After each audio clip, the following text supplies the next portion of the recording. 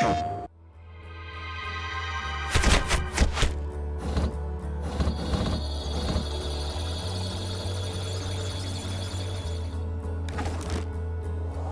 wanted to have a big world for Watch Dogs, and it is. I mean, you can drive a very fast vehicle and cross the city, and we wanted to keep all the details and all the density of the city as you crossed it, and at 200 miles an hour. But more importantly, we wanted to have a deep city. We wanted depth. We wanted a lot of density. If you go in any street corner in Chicago or in a major city, there's a lot of things happening around you, and we want to preserve all of that within Watch Dogs. Make sure that the city reacts to everything you're doing, and that we preserve that detail that is so unique to a modern city in North America. So at the heart, it's the same game's vision, right? We're starting from a vision, and then Disrupt is a very scalable technology, very scalable game engine.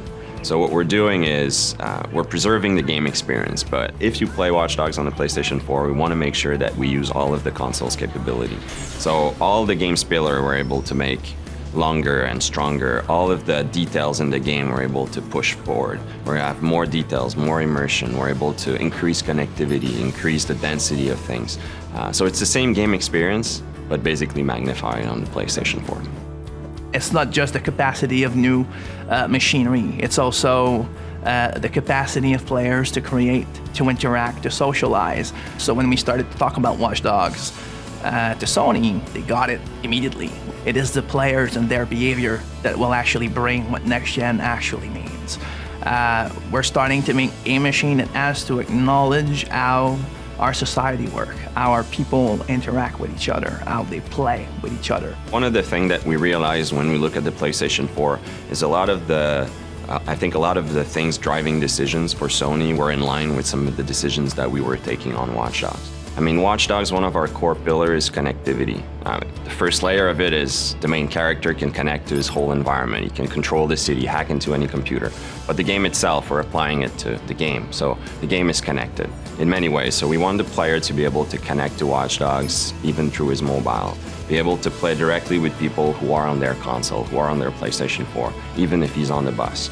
Basically being able to be attached to our game world, even when he steps out of the living room. We are definitely in Watch Dogs exploring very new way of expressing what online could be, what it means to be connected, especially in a game where connectivity is at the heart of it. We want the player to be surprised when he meets other players. We want him to be able to go from single player to multiplayer without having to go through a lobby, to menus, to various game settings. We wanted things to be natural and want him to go to breach the wall between single player and multiplayer, if you want. I like to say that the best moments in Watch Dogs, the player is going to create them, and those are the moments we want him to go. When he goes to the office or at school the day afterwards, we want him to talk about it with his friends, right? Well, now if we're able to share a clip of that, it's even more concrete. It's your clip. You created that wow moment, and you can share a video of it. I feel like games are there to enable people to create, to think, to wonder. It's a lot more than just pressing buttons.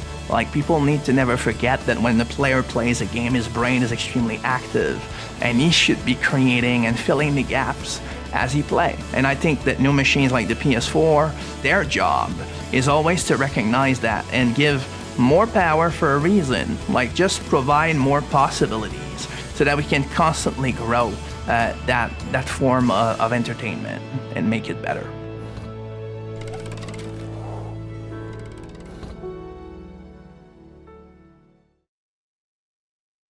PlayStation